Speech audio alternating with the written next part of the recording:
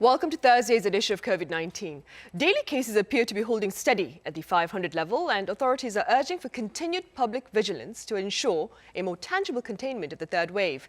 Speaking of containment, we have details on a local treatment and more on our vaccination campaign in a bit. Here first, our Kwon Soa. So what are the COVID-19 related numbers here in Korea for this Thursday?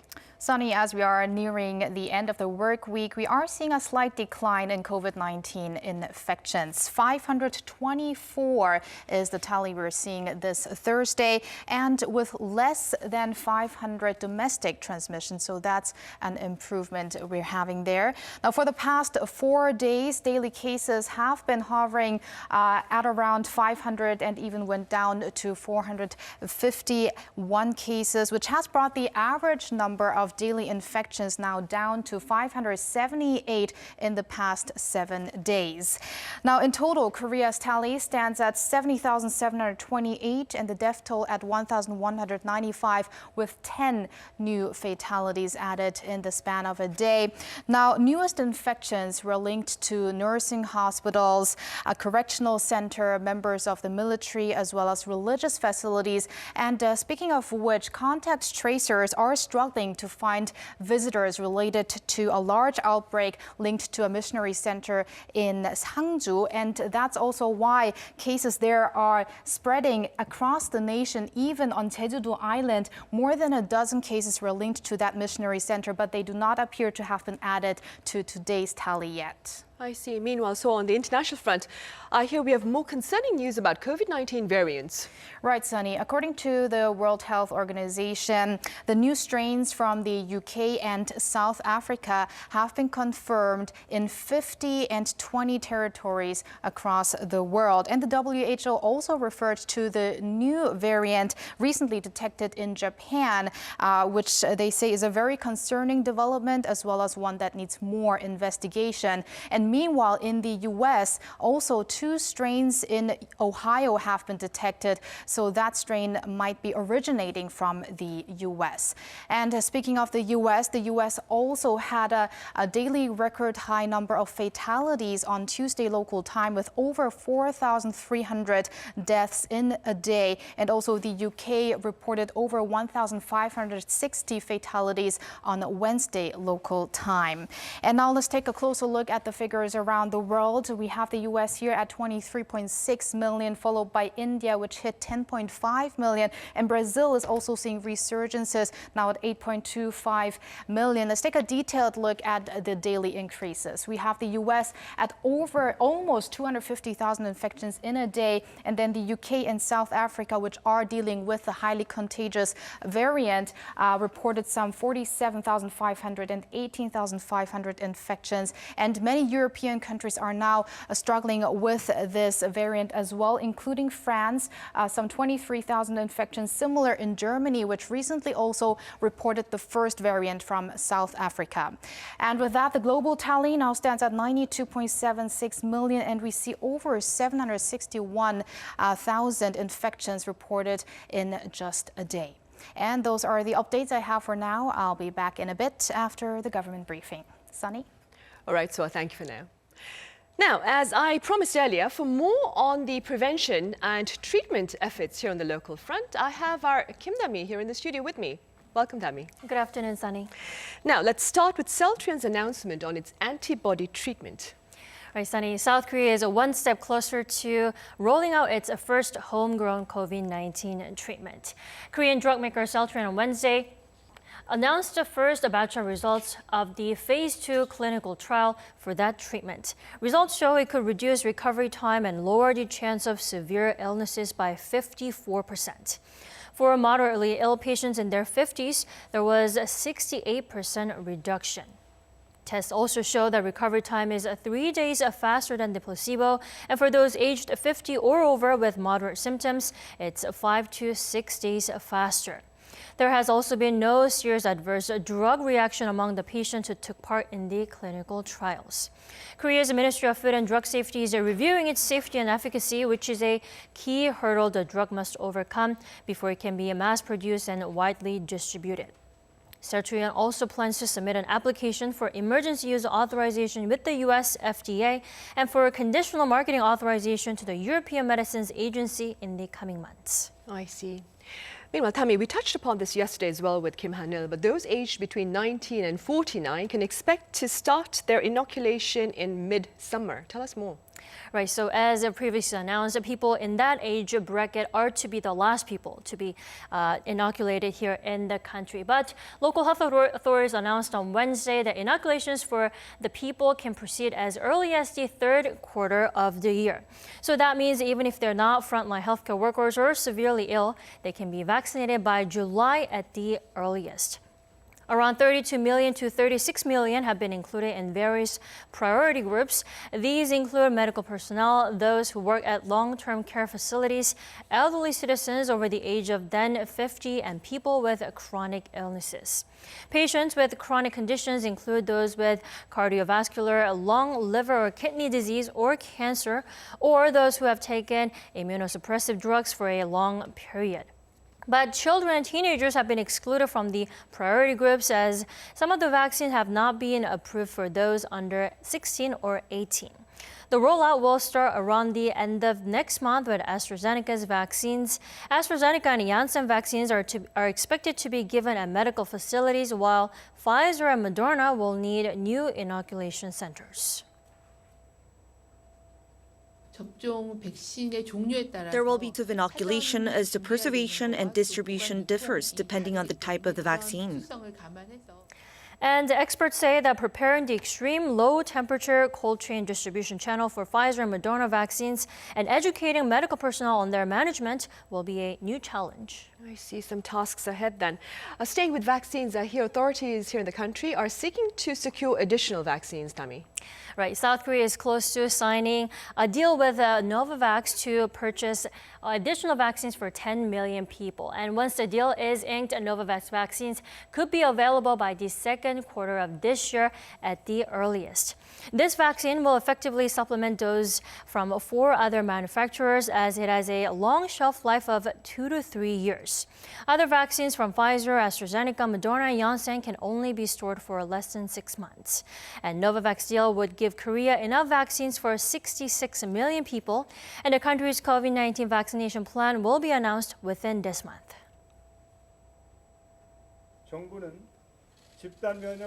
The government has signed deals for COVID-19 vaccines for 56 million people, which is enough to achieve herd immunity. We are doing our best to start the vaccinations next month.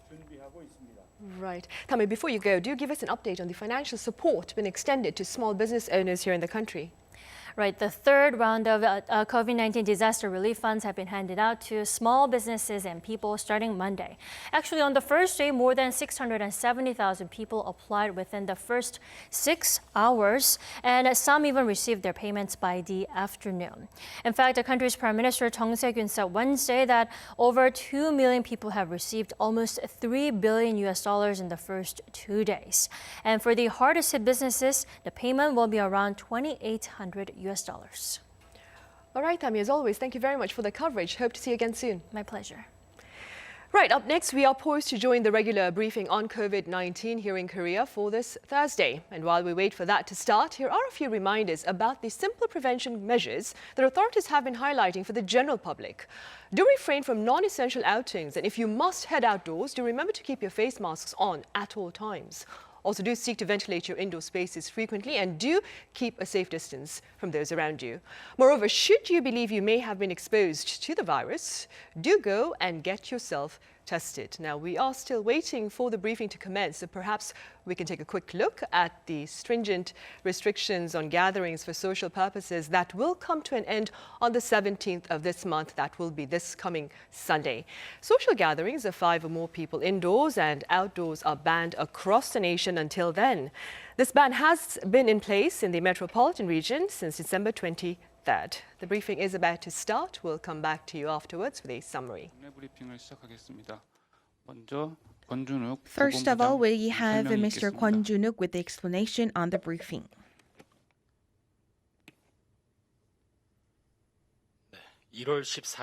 Let us now begin our regular briefing on the COVID-19 situation here in South Korea.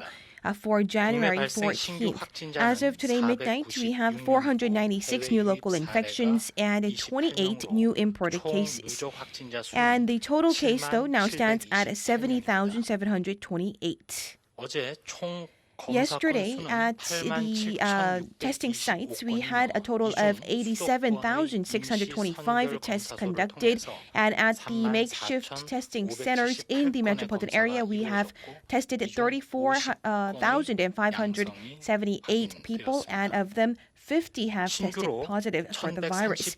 And additional of 1,136 have been discharged, while 14,761 remain in quarantine. And there are 380 patients with severe or critical conditions, and we had 10 additional fatalities. We extend our deepest condolences to the deceased and the members of the bereaved families. And next, as of today midnight, we would like to go over some major updates here in Korea on the domestic cases.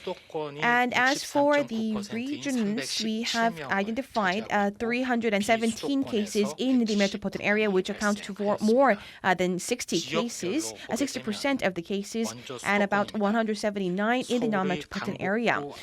Starting off with Seoul, in relation to a child welfare center in Gangbuk-gu district, we have 20 additional cases, and in Seongbuk-gu, in relation to a nursing hospital, we have 18 cases, and in relation to a special school in Goyang City, Gyeonggi-do Province, we have 14 additional cases, and in relation to welfare facility in Goyang City, we have 10 cases, and 20 cases stemming from a university, and also in relation to a meat processing company, we have 80 cases, additional cases that have been reported. And in Chungcheon area, in relation to a hospital, we have a total of 420 confirmed cases.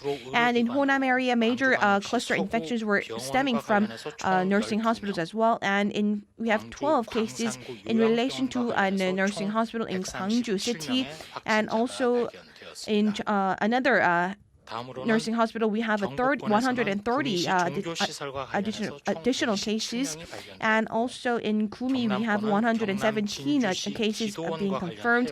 And in relation to a prayer house in Gyeongnam Jinju City, we have 7 additional cases being confirmed, and in total 80 people have been confirmed to date.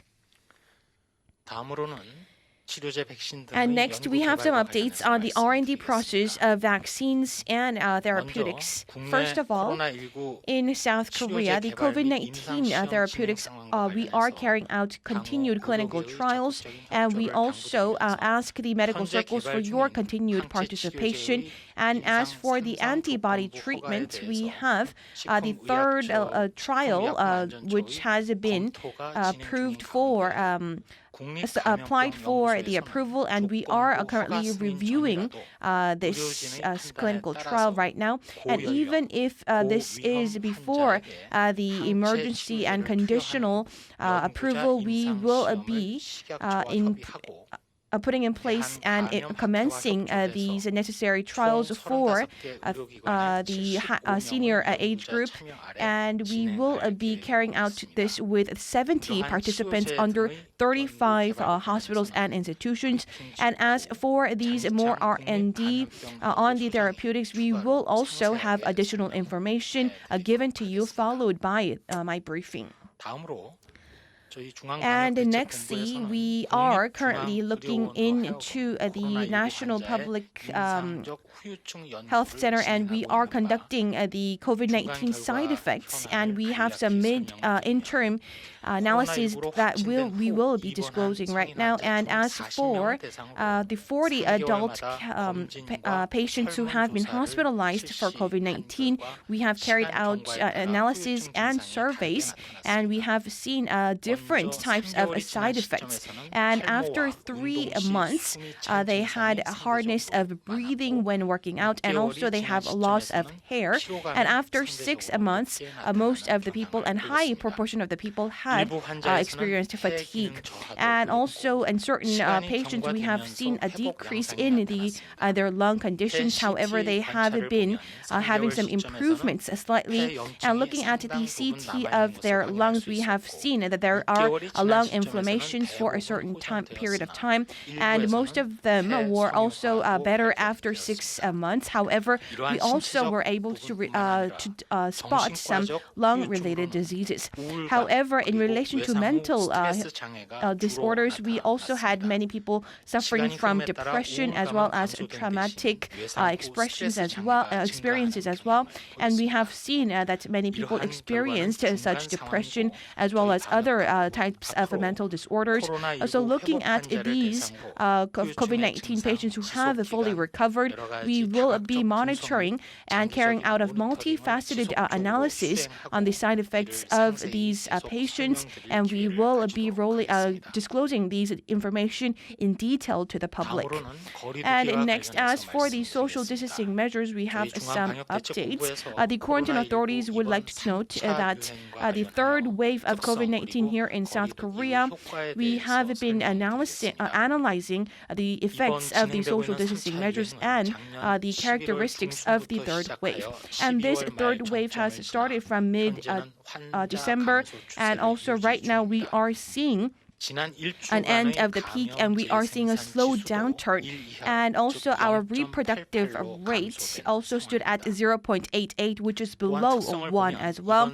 And by looking at its nature, we have seen the third wave is also stemming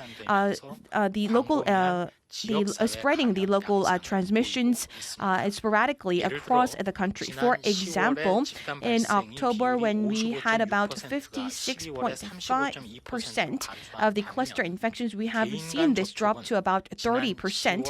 However, we have seen an increase of the people-to-people infections from 11.2% in October to about 36% last month. And as for the social distancing measures, the effects of these limitations, we have been able to intensify our social distancing measures to curb the virus. And we also put a gathering ban on 5 or more people.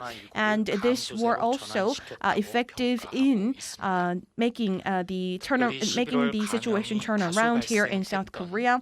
And also, as for the indoor sports facilities, cafes, and cram schools, we have put a limit on their business operations, and this also had a great effect in decreasing their related cluster infections. However, starting from the end of November, we have seen many virus-vulnerable facilities increasing their massive outbreak, such as nursing hospitals, long-term care centers, and correctional facilities.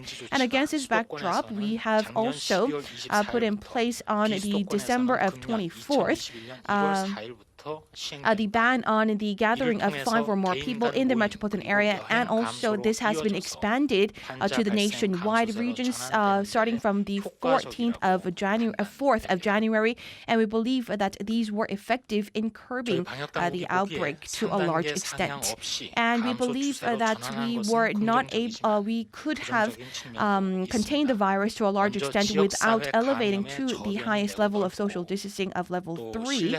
And this was also, however, we had many limitations. For instance, we had a large, massive outbreak, nationwide outbreak, and we also had the seasonal impact of winter, which increases the indoor activities, and also we have still much room for the risks of infections and a possible resurgence. However, we also seen very difficult times that had to be endured by the small business owners, and we believe that these are some aspects of limitations of these social distancing measures that we have put in place.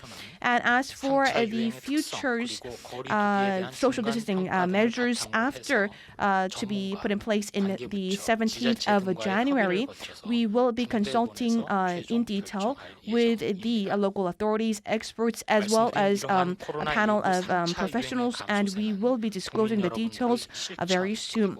And we would like to once again appreciate the public for your participation in the social distancing measures. However, we would also like to highlight the following three aspects.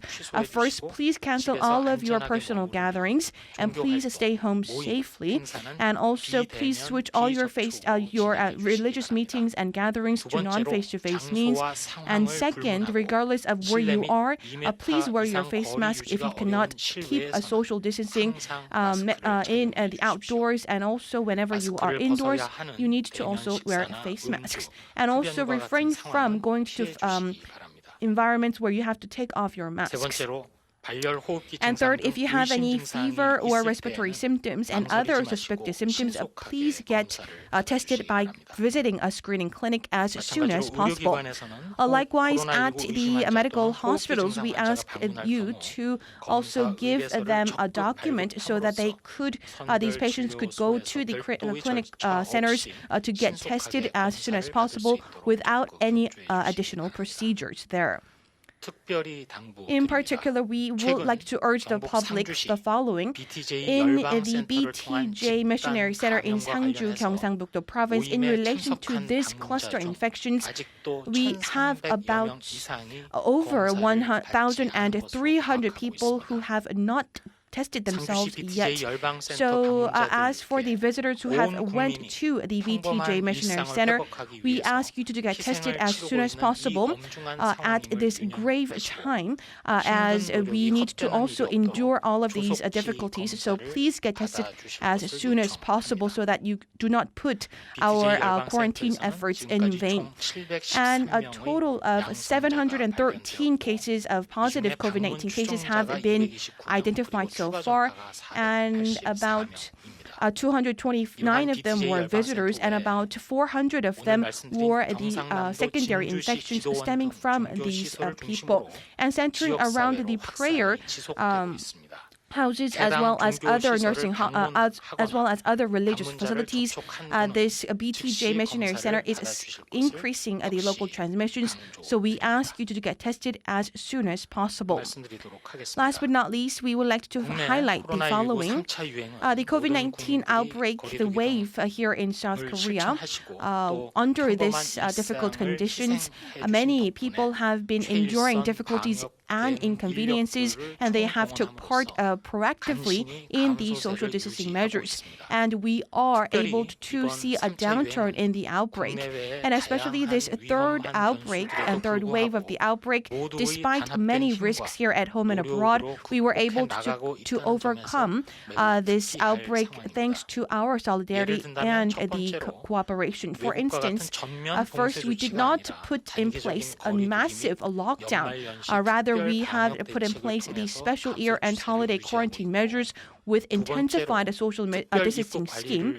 And second, we have been intensifying the foreign entrance so that we have been able to stem the influx of these new variants from abroad. And third, we also continue to have the high risks of the winter, the seasonal environment. However, we are able to wear face masks and we are protecting each other. However, when we look at other advanced countries which are placed under similar conditions, they also experience that how difficult it is to contain the virus to a large extent.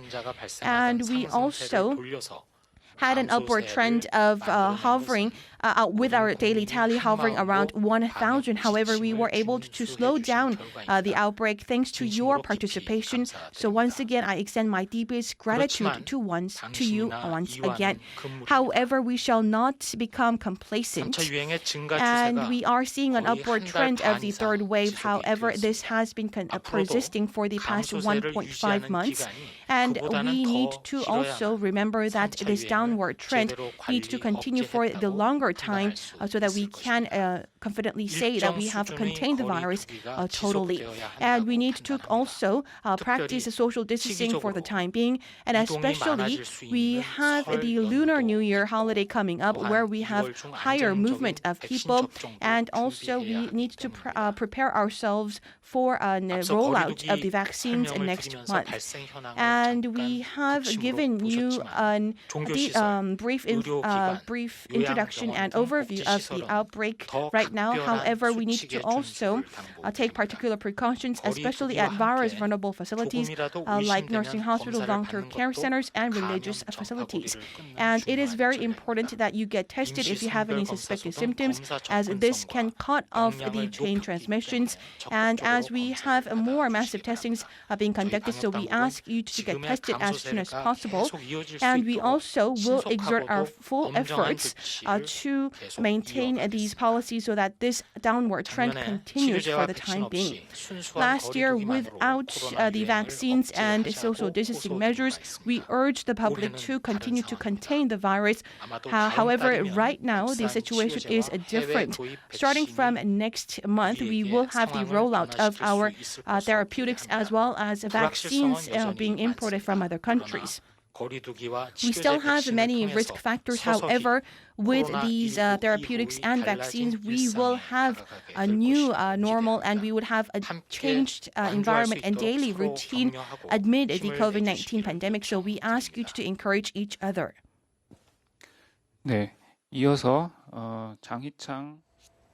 Right, there was Kwon Junuk with Thursday's afternoon briefing. So what did he have to say? Well, first off, there were new infections at religious facilities as well as a children welfare center and education facilities and a meatpacking company. But Kwon mentioned that the recent trend in the third virus has kind of shifted from multi-use facilities to small gatherings, which is why the government assesses the current social distancing measures had some effects, because they had also went to the bannings of 5 or more people when it comes to private gatherings. So we will have an announcement regarding that on Saturday, what will come after regarding those social distancing measures. And they also had an analysis of patients who recovered from COVID-19 and their after effects, which include fatigue, difficulties of breathing during exercises, and hair loss as well. I see. All right, so thank you for that. I'll see you again tomorrow. See you tomorrow. Right. Cohorting is the practice of isolating confirmed COVID-19 patients together or quarantining close contacts of an infected person together. The practice seeks to prevent the spread of COVID-19 in congregate living arrangements. We have more in this next report. In December, Korea witnessed the country's largest ever mass outbreak of COVID-19 at a correctional facility in eastern Seoul, home to around 2,400 inmates. In response, the government placed everyone inside the facility under cohort quarantine. 구치소 3개 총 15개 동을 코호트 격리 구간으로 설정하고 생활치료센터에 준하여 치료 관리하고 있습니다. Cohort quarantine is a strategy used to counter large outbreaks, keeping entire groups of people separated from the general public, rather than isolating them individually. Cohort quarantine was first adopted in Korea at a hospital during the early days of COVID-19 last spring. It was soon followed by nursing homes and apartments as the outbreak escalated. 요양병 같은 건 이제 숙식을 함께 하는 공간에서 일정 규모 이상의 감염이 생겼을 때 그 대처 방안으로서 코호트 격리를 실시를 하기도 합니다. 코호트 격리의 목적은 외부로의 감염을 막는 것이 일차적이고요. 따라서 코호트 격리를 실시를 할 때에는 남아있는 확진자, 비확진자를 가급적 1인 1실로 격리를 해야 되고. Once cohort quarantine measures are in place, the venues in question are sequestered from the general public, and 2-meter distances must be maintained between patient beds. Other countries have also adopted cohort quarantine protocols to curb the spread of the virus in vulnerable settings such as hospitals and schools. We know, as in many countries, there have been large outbreaks of COVID-19 in UK nursing homes. And we know, because of the age of people that live in those nursing homes, that the mortality rate of COVID-19 in that situation can be very high. So isolation of those individuals or the nursing homes was one of the measures that was introduced early in the epidemic. So obviously the control measures have changed a number of times through the pandemic, but we have implemented a variety of measures that might be considered similar in some respects to the cohort measures introduced in Korea. However, cohort quarantine has not been immune to criticism, with loose compliance being blamed in some cases for worsening the spread of the virus. 확진자도 빨리 내보내지 못하고 접촉자도 1인 1실로 격리해야 되는데 병실의 규모가 그렇게 안 되다 보니까 1인 1실로 하지 못하고 다인실에 그대로 있고 자가격리를 해야 되는 의료진이나 간병인이 그 자리에서 그대로 환자들을 돌보는 시스템이에요. 말하자면 코호트 격리가 아니고 그냥 폐쇄만 한 거예요. 밖에 나가지 못하게. 그러다 보니까 그 안에서 계속해서 접촉이 일어나면서 감염이 전파됐던 거거든요.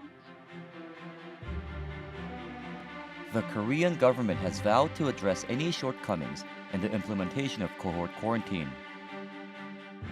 Special emergency guidelines have also been drafted for nursing hospitals, which are deemed to be at especially high risk. 요양병원에서 유행이 터졌을 때 그 환자들을 받아주는 전담 병원을 만들었어요. 그러니까 전담, 코호트 전담 감염병원인 거죠. 그리고 거기에 있는 의료진들이 확진을 받았거나 접촉자이면 빨리 빼야 되는데 그럼 일할 사람이 없잖아요. 그래서 중수본에서 거기에만 들어가는 대응팀을 2팀을 만들었어요. 한 팀당 한 30명 정도씩. 그래서 한번 터지면 그 팀이 바로 들어가서 격리해야 될 의료진이나 간병인은 빼내고 그 사람들이 일을 할 수 있도록 그렇게 지금 만든 거거든요. Cohort quarantine, with the right number of tweaks along with public consensus, could be an effective tool for Korea to counter large outbreaks in the future.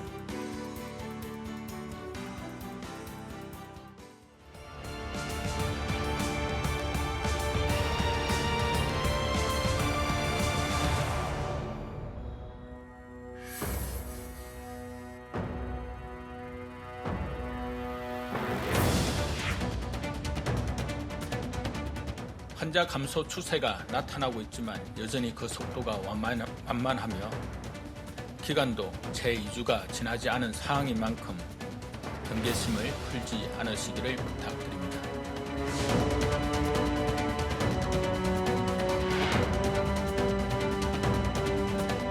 코로나19 바이러스의 표면에 있는 인체 세포 결합 부위에 항체 치료제가 대신 결합함으로써 바이러스가 세포 내로 침투되는 것을 막게 됩니다.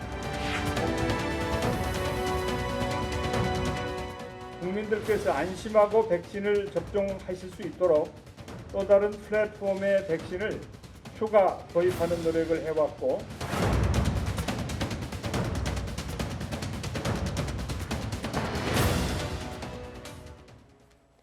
The coming days and weeks are crucial, according to authorities, in determining the future course of the third wave here in the country. While daily cases appear to be on a downward trend, there are concerns about the presence of variables that could reportedly fuel a rebound in infections. I have Professor Chung Gi-sok from Hallym University. Pleasure to have you back, Professor Chung. Thank you for having me. And I also have Professor Sarah Ok Shin from Korea University. Pleasure to have you, Professor Shin. Thank you for having me.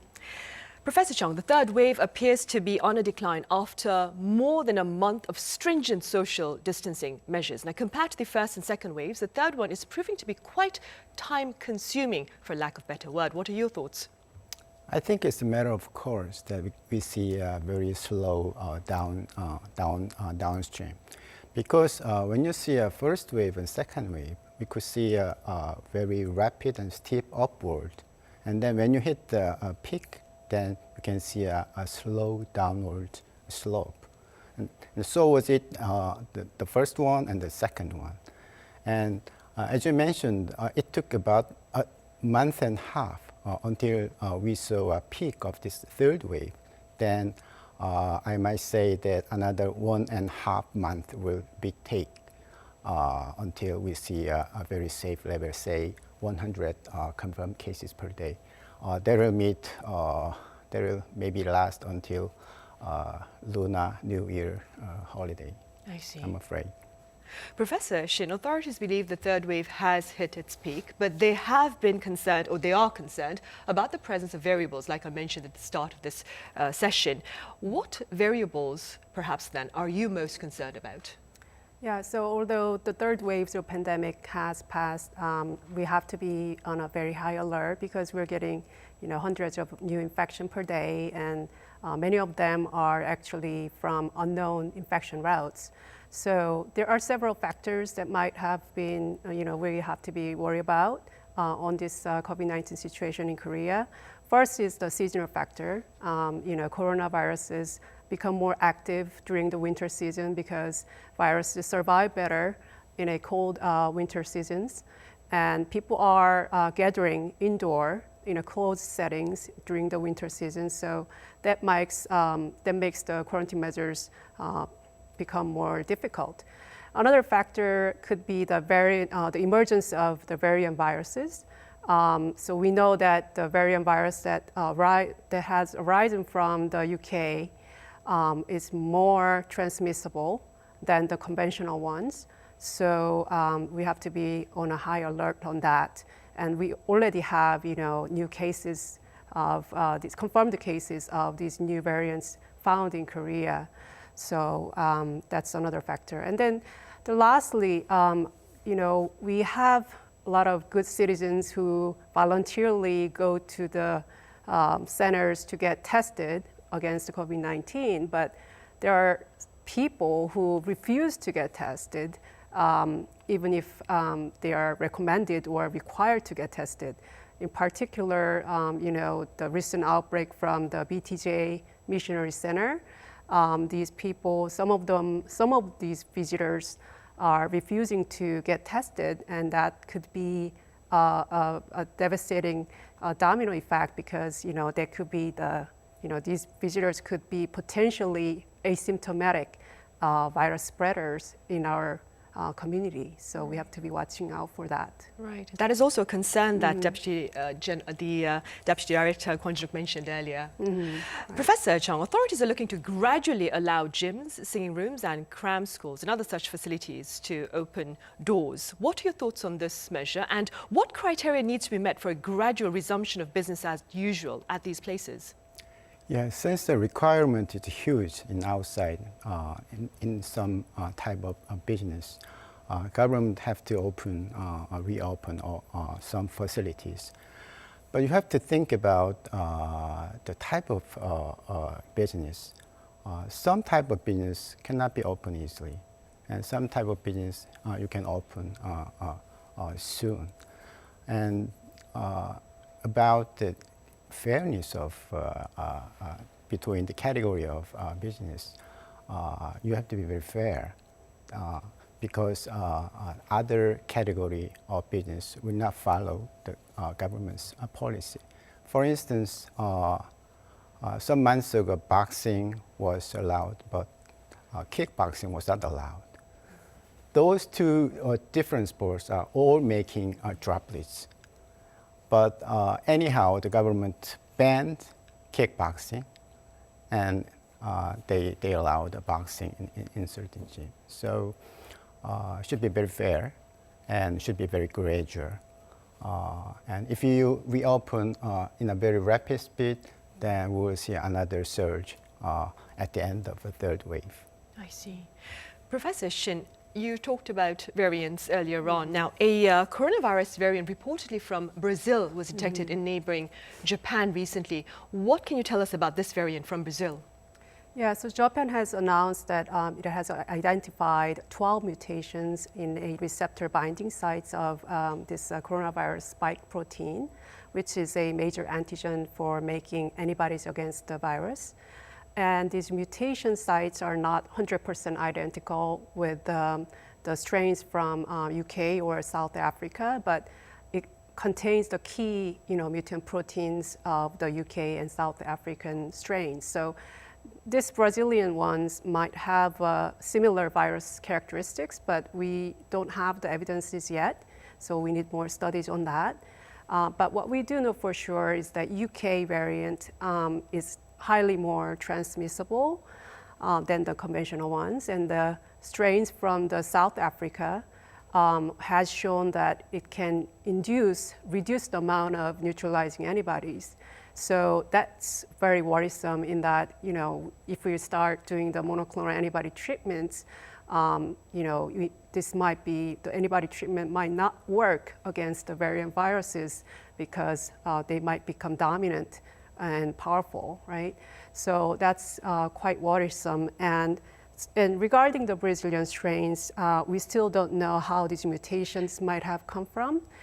This could be a combination of UK and South Africa strains, but we have to find out more about that. And we also need a further investigation on the effect of these variants, viruses on the transmission and how these variant viruses will affect the efficacy and safety of the vaccines we are currently using. Right, we do. And keeping in mind the presence of such variants, Professor Chung, do you believe that we need to impose tougher entry protocols at our ports that would include our airports and seaports? Yeah, I partly agree with that because Japan has already banned the traveling from abroad. And United States are requiring a COVID negative certificate from several days later. So we should prepare for that, and we need some kind of better quarantine measure. Particularly, I would like to recommend a regular examination of a whole gene sequencing every day among certain proportion of domestic cases and both along with foreign cases, that we should find a certain type of a variant virus on a regular basis, because whole genome sequencing take about a week.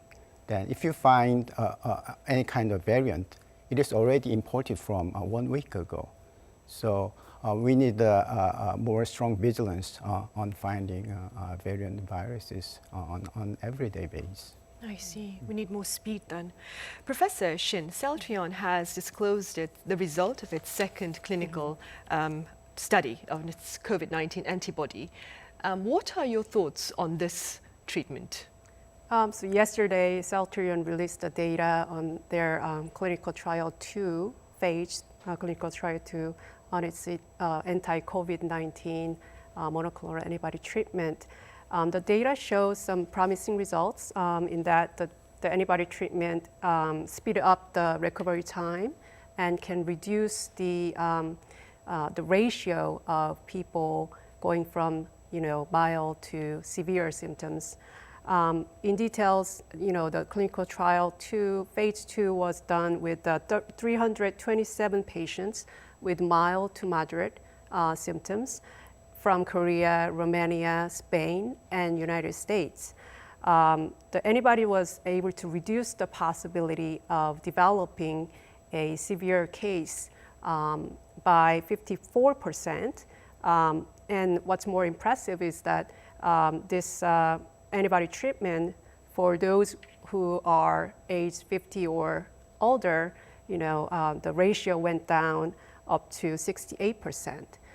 But I think the results are, promising, but we still have to remember that this is only clinical trial phase 2 and with a limited number of participants. And given that previously developed antibody treatments by United States companies, they were found to be not effective against, those who already advanced severely. I see. So the antibody treatments have to be given very early time.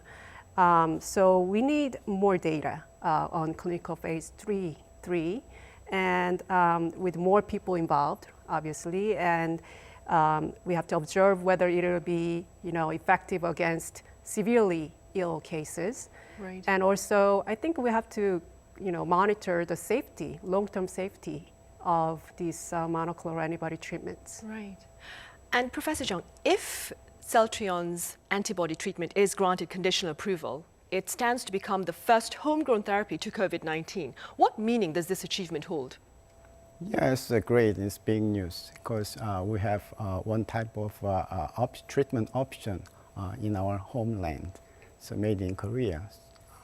But I totally agree with Professor Shin's opinion. We need more patients, more clinical trial, because I saw the report yesterday, and I found that the p-value, which is significantly statistical significance, was not meeting certain criteria. So if you do more study among the more population, then you can see a very significant, statistically significant result with that kind of drug.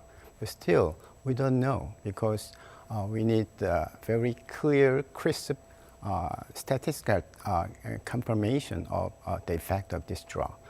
Anyhow, this drug is not for a very severe disease.